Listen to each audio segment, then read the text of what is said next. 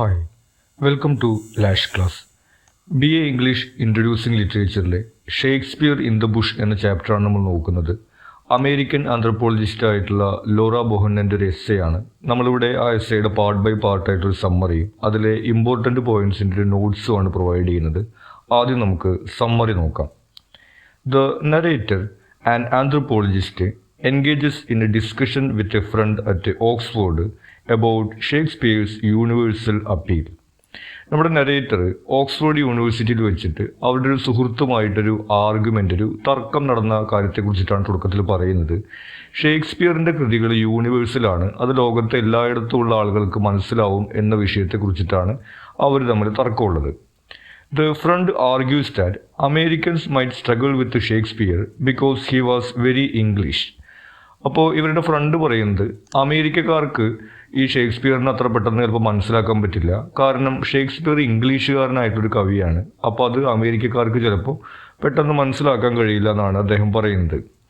But the narrator disagrees, believing that the themes of Shakespeare's plays are universally understandable. പക്ഷേ നമ്മുടെ narrator അവർ അമേരിക്കയിലുള്ള ഒരു യൂണിവേഴ്സിറ്റിയിൽ പ്രൊഫസറാണ്. അവർ പറയുന്നത് അങ്ങനെയൊന്നുമില്ല, ഷേക്സ്പിയറിൻ്റെ തീംസൊക്കെ യൂണിവേഴ്സലാണ്, അതൊക്കെ എല്ലാ നാട്ടിലെ ആളുകൾക്കും മനസ്സിലാക്കാൻ കഴിയുമെന്നാണ് അവർ പറയുന്നത്. To settle the debate, the friend gives the narrator a copy of Hamlet to study during her upcoming trip to Tiv in West Africa. അപ്പോൾ അതിനൊരു തീരുമാനം ഉണ്ടാക്കാൻ വേണ്ടിയിട്ട് ഇവരുടെ ഫ്രണ്ട് ഇവർക്ക് ഹാംലെറ്റിൻ്റെ ഒരു കോപ്പി കൊടുക്കുന്നു. ഹാംലെറ്റ് എന്ന് പറയുന്നത് ഷേക്സ്പിയറിൻ്റെ വളരെ ഫേമസ് ആയിട്ടുള്ളൊരു ഡ്രാമയാണ്. അത് ഇവർക്ക് വായിക്കാൻ വേണ്ടി കൊടുക്കുന്നു. ഇവരാണെങ്കിൽ വെസ്റ്റ് ആഫ്രിക്കയിലുള്ള ട്യൂവ് എന്ന് പറയുന്ന പ്രദേശത്ത് അവിടുത്തെ ട്രൈബൽ ആയിട്ടുള്ള ആളുകളെ കുറിച്ചിട്ട് പഠിക്കാൻ വേണ്ടിയിട്ട് പോവുകയാണ്. അപ്പോൾ ആ പോകുന്ന സമയത്ത് ഈ ബുക്ക് കയ്യിൽ വെച്ചോളാൻ പറഞ്ഞിട്ട് അവർ ഷേക്സ്പിയറിൻ്റെ ഹാംലെറ്റ് കൊണ്ടുപോകുന്നു. Part 2. The narrator arrives in Tiv and settles in a rural area among the tribal people, anticipating observing their ceremonies during the harvest season. അങ്ങനെ നമ്മുടെ നരേറ്റർ ഈ ആഫ്രിക്കയിലുള്ള ട്യൂവ് എന്ന് പറയുന്ന പ്രദേശത്തെത്തി. ഒരു റൂറൽ ഏരിയയാണ്, ഈ കാടിനോടൊക്കെ ചേർന്ന് കിടക്കുന്ന ഈ ഗോത്ര നിവാസികൾ താമസിക്കുന്ന ഒരു പ്രദേശമാണ്. അവിടെ അവർ ഉദ്ദേശിക്കുന്നത് ഇവരുടെ സെറിമണീസ്, ഇവരുടെ ഹാർവസ്റ്റ് സീസണിലുള്ള ഈ വിളവെടുപ്പ് സമയത്ത് ഇവരുടെ ചടങ്ങുകൾ, ഇവരുടെ ആഘോഷങ്ങൾ അതൊക്കെ കാണണം, അതിനെക്കുറിച്ചിട്ടൊക്കെ മനസ്സിലാക്കണം എന്നാണ് അവർ വിചാരിക്കുന്നത്. However, she finds the most ceremonies are put on hold due to the rising swamps, which make it difficult for elders to travel between homesteads. പക്ഷേ ഈ സെറിമണീസൊക്കെ തൽക്കാലത്തേക്ക് നിർത്തി വെച്ചിരിക്കുക എന്നാണ് ഇവർ മനസ്സിലാക്കുന്നത്. കാരണം അവിടെ സ്വാമ്പ് ഉണ്ട്, അതായത് ചുറ്റുമുള്ള പ്രദേശത്ത് വെള്ളക്കെട്ടുകളൊക്കെ വന്നിട്ടുണ്ട്. അപ്പോൾ അത് കാരണം കൊണ്ട് ഇവർക്ക് ഈ ചടങ്ങുകളിലേക്ക് അടുത്തുള്ള ഈ ട്രൈബിലെ മൂപ്പന്മാരെ അല്ലെങ്കിൽ എൽഡേഴ്സിനെ അവർക്ക് ക്ഷണിക്കേണ്ടതുണ്ട്. അപ്പോൾ അതിനൊക്കെ പോകാനും വരാനും ബുദ്ധിമുട്ടായത് കാരണം കൊണ്ട് ഇവർ തൽക്കാലത്തേക്ക് ഈ പരിപാടികളൊക്കെ നിർത്തിവെച്ചിരിക്കുകയാണ്. Then, meanwhile, the tribal people spend their time drinking traditional beer and engaging in merriment, while the narrator spends her time reading. അപ്പോൾ അത് കാരണം കൊണ്ട് ഇവർക്ക് ഇങ്ങനെ പോകാനും വരാനൊന്നും ഇല്ലാത്ത കാരണം കൊണ്ട് ഇവർ കൂടുതൽ സമയം അവരുടേതായിട്ടുള്ള രീതിയിൽ തയ്യാറാക്കിയിട്ടുള്ളൊരു ബിയർ ഉണ്ട്. വൈകുന്നേരത്തോട് കൂടിയിട്ട് അവരത് കഴിക്കുകയും പാട്ട് പാടുക, ഡാൻസ് ചെയ്യുക, അങ്ങനെയുള്ള കാര്യങ്ങളൊക്കെ ആയിട്ട് ഇങ്ങനെ എൻജോയ് ചെയ്തിരിക്കുകയാണ്. നരേറ്റർ ആണെങ്കിൽ അവരുടെ പുസ്തകങ്ങളൊക്കെ എടുത്തിട്ട് വായിച്ചുകൊണ്ടാണ് ഈ ഒരു സമയം തള്ളി നീക്കുന്നത്. Part 3. One day, at the request of the tribal people, the narrator decides to tell them a story to test her theory that Shakespeare's stories are universally understandable. അങ്ങനെ ദിവസങ്ങൾ കടന്നു പോവുകയാണ്. നരേറ്റർ ഇവരുടെ ജീവിതമൊക്കെ നോക്കുന്നുണ്ട്. ഇവരുടെ ഗ്രാമത്തലവന് ചിലപ്പോൾ ലെറ്റർ വന്നു കഴിഞ്ഞിട്ടുണ്ടെങ്കിൽ അത് വായിക്കാൻ ഇവർക്കാണ് കൊടുക്കുന്നത്. ഗ്രാമത്തലവൻ്റെ അടുത്ത് മറ്റേതുപോലെ കുറച്ച് പേപ്പറുകളൊക്കെ ഉണ്ട്, അതായത് അവിടെ നടക്കുന്ന വിവാഹങ്ങളുടെ കണക്കുകൾ, അങ്ങനെയുള്ള ഈ ഒരു ഗ്രാമത്തലവൻ്റെ അടുത്തുണ്ടാവുന്ന കാര്യങ്ങളൊക്കെ ഉണ്ട്. അതൊക്കെ ഇവർ ശ്രദ്ധിക്കുന്നുണ്ട്, കാണുന്നുണ്ട്. അങ്ങനെ ഒരു ദിവസം ഇവർ പറയുന്നു, ഞങ്ങളുടെ കഥകളൊക്കെ നിങ്ങളോട് ഇങ്ങനെ സ്ഥിരമായിട്ട് പറയുകയല്ലേ, നിങ്ങൾ ഞങ്ങളോടൊരു കഥ പറയൂ എന്നുള്ളൊരു റിക്വസ്റ്റ് അവർ വയ്ക്കുകയാണ്. അപ്പോൾ ഈ സമയത്ത് നരേറ്റർ വിചാരിക്കുന്നു ഈ ഷേക്സ്പിയറിൻ്റെ കഥകൾ എല്ലാ ആളുകൾക്കും മനസ്സിലാവും എന്നുള്ളൊരു തിയറി ഇവിടെ ടെസ്റ്റ് ചെയ്യാമെന്ന് കരുതിയിട്ട് ഷേക്സ്പിയറിൻ്റെ ഒരു കഥ പറയാമെന്നവർ തീരുമാനിക്കുന്നു. She chooses to tell them a version of Hamlet, adapting it to fit their cultural context by changing some details.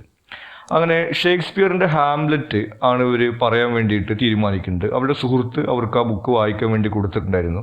അപ്പോൾ ഇവർക്ക് മനസ്സിലാവുന്നതിന് വേണ്ടിയിട്ട് കഥയിൽ ചെറിയ മാറ്റങ്ങളൊക്കെ അവർ വരുത്തുന്നുണ്ട്. അതായത് ഇപ്പോൾ ഷേക്സ്പിയറിൻ്റെ ഡ്രാമയിൽ കിങ്, രാജാവ് എന്നാണ് പറയുന്നുണ്ടെങ്കിൽ ഇവരുടെ അടുത്ത് ആ കഥയിൽ അവർ മൂപ്പൻ അല്ലെങ്കിൽ ചീഫ് എന്ന രീതിയിൽ അവർക്ക് മനസ്സിലാവുന്ന ഭാഷയിലേക്ക് മാറ്റിക്കൊണ്ട് ചെറിയ മാറ്റങ്ങളൊക്കെ വരുത്തിക്കൊണ്ടാണ് അവർ ഈ കഥ പറയുന്നത്.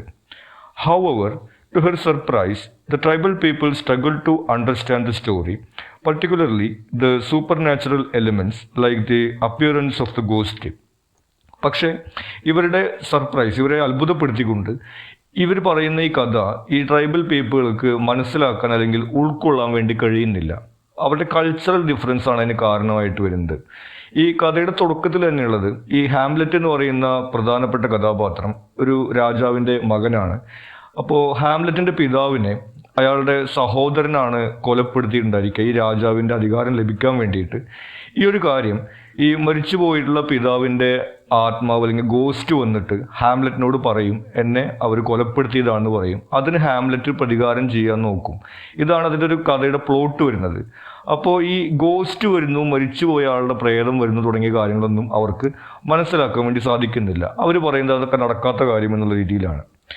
They offer their own interpretations and objections, highlighting the cultural differences in understanding the narrative. അങ്ങനെ കഥയിൽ ഉടനീളം ഇവർ കഥയിൽ ഓരോ സന്ദർഭങ്ങൾ ഓരോ കാര്യങ്ങൾ പറയുന്ന സമയത്ത് എന്തിനാണ് ആ ക്യാരക്ടർ അങ്ങനെ ചെയ്യുന്നത്, അങ്ങനെയല്ലോ ഇങ്ങനെയല്ലല്ലേ, അല്ലെങ്കിൽ ഇതുകൊണ്ടായിരിക്കും എന്നുള്ള രീതിയിൽ അവരുടേതായിട്ടുള്ള ഇൻ്റർപ്രിട്ടേഷൻസ് അവർ കഥയിൽ ഉടനീളം കൊണ്ടുവരികയാണ്.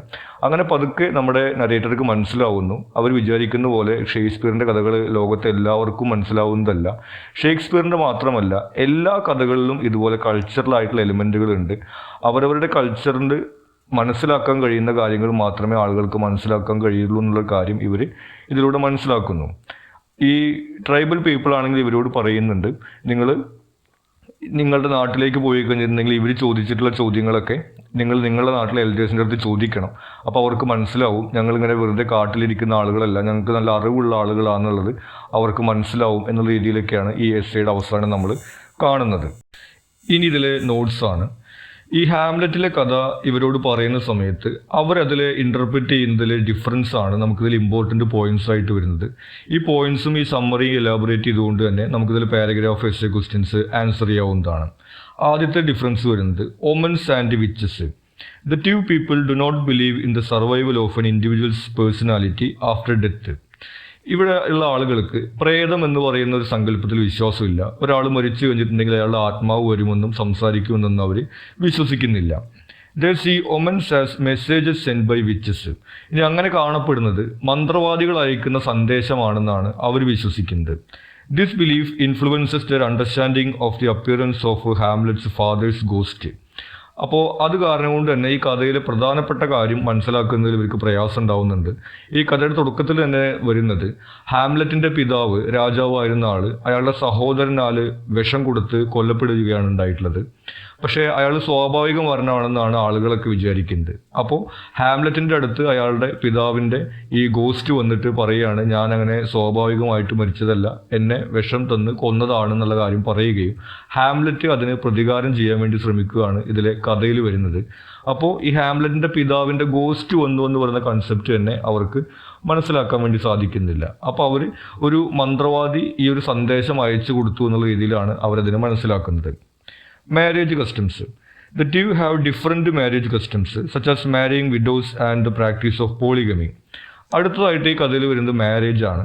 ഹാംലെറ്റിൻ്റെ പിതാവ് കൊല ചെയ്യപ്പെട്ടു. എന്നിട്ട് ഹാംലെറ്റിൻ്റെ അമ്മയെ ഈ പിതാവിൻ്റെ സഹോദരനാണ്, അയാളാണ് വിഷം കൊടുത്തിട്ടുണ്ടായിരിക്കുക, അയാളാണ് ഈ ഹാംലെറ്റിൻ്റെ അമ്മയെ വിവാഹം ചെയ്യുന്നത്.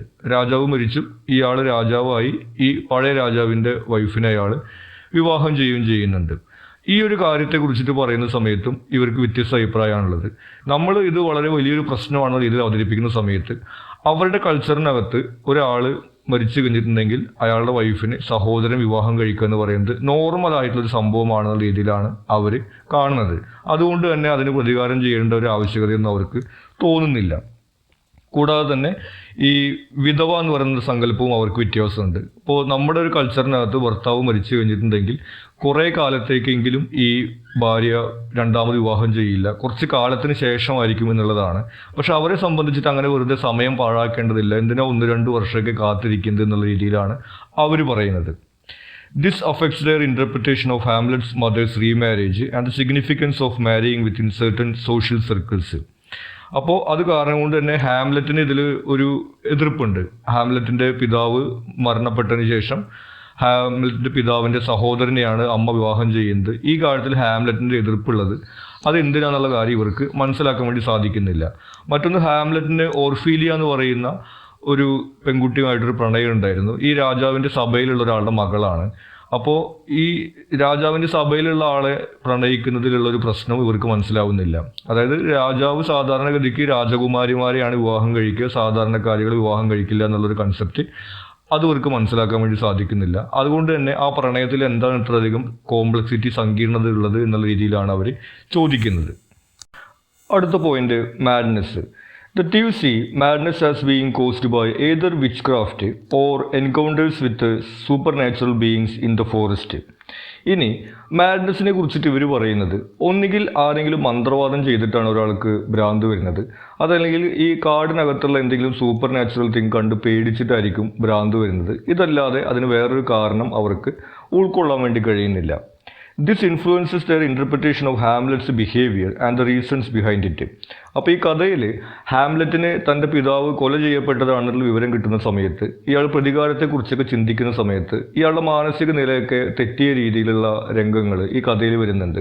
അപ്പോൾ ഈ കാര്യം ഇവരോട് പറയുന്ന സമയത്ത് അവർക്കത് മനസ്സിലാക്കാൻ സാധിക്കുന്നില്ല. ഇങ്ങനെ ഈ പിതാവിൻ്റെ മരണത്തെക്കുറിച്ചിട്ടുള്ള ചിന്തകളോ പ്രതികാരത്തെക്കുറിച്ചുള്ള ചിന്തകളോ ഒരാളുടെ മാനസിക നില തെറ്റിക്കുന്നവർക്ക് ഉൾക്കൊള്ളാൻ കഴിയുന്നില്ല. അവർ പറയുന്നത് ആരെങ്കിലും മന്ത്രവാദം ചെയ്തിട്ട് ഹാംലെറ്റിനെ ഭ്രാന്താക്കിയതായിരിക്കും, ഹാംലെറ്റിൻ്റെ ശത്രുവായിട്ടുള്ള ഒരാൾ അങ്ങനെ ചെയ്തതായിരിക്കും എന്നുള്ള രീതിയിലാണ് അവരെ കഥ മനസ്സിലാക്കുന്നത്. വെഞ്ചനൻസ്. The two believe that it is wrong to take vengeance on an elder. ഇനി പ്രതികാരത്തെ കുറിച്ചിട്ട് അവർ പറയുന്നത്, ഇപ്പോൾ ഹാംലെറ്റിൻ്റെ പിതാവിൻ്റെ സഹോദരനോടാണ് പ്രതികാരം ചെയ്യാനുള്ളത്. അങ്ങനെ പിതാവിൻ്റെ സഹോദരൻ എന്നുപോലുള്ള കുടുംബത്തിൽ മുതിർന്ന ആളോട് നേരിട്ട് പ്രതികാരം ചെയ്യരുത് എന്നാണ് അവർ പറയുന്നത്. They suggest that Hamlet should seek the help of elders to have revenge on his uncle. അവർ പറയുന്നത് അങ്ങനെ കുടുംബത്തിലെ മുതിർന്ന ഒരാളോട് തർക്കം വരുന്ന സമയത്ത് മറ്റ് മുതിർന്ന ആളുകളോട് പറഞ്ഞിട്ട് അങ്ങനെ മുതിർന്ന ആളുകൾ വേണം അവിടെ പ്രതികാരം ചെയ്യാൻ, അല്ലാതെ ഹാംലെറ്റ് തന്നേക്കാൾ മുതിർന്ന ഒരാളോട് പ്രതികാരം ചെയ്യരുത് എന്നാണ് അവർ പറയുന്നത്. This contrasts with the Western idea of justice and retribution, which is a central theme in Hamlet. അപ്പോൾ അതുകൊണ്ട് തന്നെ ഈ പ്ലേയിൽ പ്രധാനപ്പെട്ടിട്ടുള്ള തീം എന്ന് പറയുന്നത് ഹാംലെറ്റിൻ്റെ പ്രതികാരമാണ്. അപ്പോൾ ആ കാര്യത്തിൽ തന്നെ ഹാംലെറ്റ് ചെയ്യുന്നത് തെറ്റാണെന്നുള്ള രീതിയിലാണ് അവർ പറയുന്നത്. പിന്നീട് ഹാംലെറ്റിനെ ആരോ മന്ത്രവാദം ചെയ്തിട്ട് ഭ്രാന്താക്കിയത് കാരണം കൊണ്ട് ഹാംലെറ്റ് ഇങ്ങനെ ചെയ്യുന്നതാണെന്നുള്ള രീതിയിലൊക്കെയാണ് അവരതിനെ ഇൻ്റർപ്രിറ്റ് ചെയ്തു വരുന്നത്. Suicide. They do not understand Ophelia's suicide despite her father being murdered by her lover. ഇനി ഈ പ്ലേയുടെ അവസാന ഭാഗത്ത് വരുന്ന മറ്റൊരു സംഭവം ഉള്ളത്, ഈ ഒഫീലിയ എന്ന് പറയുന്ന കഥാപാത്രം ഹാംലെറ്റിനോട് ഹാംലെറ്റിന് താല്പര്യം ഉണ്ടായിരുന്ന പെൺകുട്ടിയാണ്, രാജാവിൻ്റെ സദസ്സിലുള്ള ഒരാളുടെ മകളാണ്. അവളുടെ പിതാവിനെ ഹാംലെറ്റാണ് വധിക്കുന്നത്. മനഃപൂർവ്വം ചെയ്യുന്നതല്ല, ഇയാളുടെ പിതാവിൻ്റെ സഹോദരനാണ് എന്ന് കരുതിക്കൊണ്ടാണ് ഇയാൾ ഒരു മിസ്റ്റേക്കൺ ഐഡൻറ്റിറ്റിയുടെ ഭാഗമായിട്ടാണ് ഇവളുടെ പിതാവ് കൊല ചെയ്യപ്പെടുന്നത്. എന്നാലും ഹാംലെറ്റിൻ്റെ കയ്യാൽ തന്നെയാണ് കൊല ചെയ്യപ്പെടുന്നത്. അപ്പോൾ അവളെ സംബന്ധിച്ചിട്ട് തൻ്റെ പിതാവിനെ തൻ്റെ കാമുകൻ വധിച്ചെന്നുള്ള അവസ്ഥയാണ് വന്നിരിക്കുന്നത്. അപ്പോൾ അതിലുള്ള വിഷമമൊക്കെ കാരണം കൊണ്ട് അവൾ പുഴയിൽ ചാടിയിട്ട് മരിക്കുകയാണ് ചെയ്യുന്നത്. ഈ ഒരു കാര്യവും അവർക്ക് മനസ്സിലാക്കാൻ വേണ്ടി സാധിക്കുന്നില്ല. They think drowning can only be caused by witchcraft. അവർ പറയുന്നത് പുഴയിലൊന്നും വീണ് കഴിഞ്ഞാൽ ആരും മരിക്കില്ല, കാരണം അവരുടെ ട്രൈബൽ കസ്റ്റത്തിനനുസരിച്ച് എല്ലാവരും നീന്താൻ പഠിക്കുന്ന, എല്ലാവർക്കും നീന്താൻ അറിയുന്ന ആളുകളാണ്. അപ്പോൾ ആരെങ്കിലും മന്ത്രവാദം ചെയ്താൽ മാത്രമേ ഒരാൾ പുഴയിൽ മുങ്ങി മരിക്കുള്ളൂ, അല്ലാതെ ഇങ്ങനെ ആത്മഹത്യ ചെയ്യാൻ പറ്റില്ല എന്നാണ് അവർ പറയുന്നത്. അപ്പോൾ വീണ്ടും അവർ ഇതിൽ വേറൊരു വില്ലനുണ്ട്, അയാളാണ് ഇങ്ങനെ എല്ലാവരെയും മന്ത്രവാദം ചെയ്തിട്ട് ഇങ്ങനെ ചെയ്യിക്കുന്നത് എന്നുള്ള രീതിയിലേക്കാണ് അവരുടെ കഥ പോകുന്നത്. They try to find a character who might have practiced witchcraft and find her brother to be the villain. അങ്ങനെ അവർ ഈ കഥയിലെ കഥാപാത്രം നോക്കിയിട്ട് ആരായിരിക്കും ഇപ്പോൾ ഈ മന്ത്രവാദം ചെയ്തിട്ട് ഇതിൻ്റെ പിന്നിൽ നോക്കിയിട്ട് ഒഫീലിയയുടെ സഹോദരനാണ് ഈ പണം എടുക്കാൻ വേണ്ടിയിട്ട് ഇതൊക്കെ ചെയ്തിട്ടുണ്ടായിരിക്കുക എന്ന് പറഞ്ഞിട്ട് അയാളെ വില്ലനായിട്ട് ചിത്രീകരിക്കുന്ന രീതിയിലാണ് അവർ ഈ കഥ പറഞ്ഞു വരുന്നത്. ഇത്രയാണ് നമുക്കിതിൽ ഇമ്പോർട്ടൻ്റ് പോയിൻറ്റ്സ് ആയിട്ട് വരുന്നത്. ഇതിൽ കാണുന്നത് ഈ കൾച്ചറൽ ഡിഫറൻസസ് ഉള്ളത് കാരണം കൊണ്ട് ഈ കഥ അവരുടേതായ രീതിയിൽ ഇൻ്റർപ്രറ്റ് ചെയ്യുന്നതും നമ്മുടെ നരേറ്റർക്ക് തുടക്കത്തിൽ കരുതിയിരുന്നത് പോലെ എല്ലാ കഥകളും എല്ലാവർക്കും മനസ്സിലാക്കാൻ പറ്റില്ല എന്നുള്ളതും ഒരു കഥ മനസ്സിലാക്കുന്നതിന് അവരുടെ കൾച്ചറൽ ഇൻഫ്ലുവൻസ് കൂടി സ്വാധീനിക്കുമെന്നുള്ള കാര്യമാണ് ഇവിടെ തിരിച്ചറിയുന്നത്. അപ്പോൾ ഇത്തരം പോയിൻറ്റ്സാണ് നമുക്കിതിൽ പാരഗ്രാഫ് എസ്സേ ക്വസ്റ്റ്യൻസിൽ ആഡ് ചെയ്യേണ്ടത്. നിങ്ങൾക്ക് മറ്റെന്തെങ്കിലും സംശയങ്ങളോ സജഷൻസോ ഉണ്ടെങ്കിൽ നിങ്ങൾ കമൻറ്റ് ചെയ്യുക. കൂടാതെ ചാനൽ നിങ്ങളൊരു സബ്സ്ക്രൈബ് ചെയ്തിട്ടില്ലെങ്കിൽ സബ്സ്ക്രൈബ് ചെയ്യുക. താങ്ക്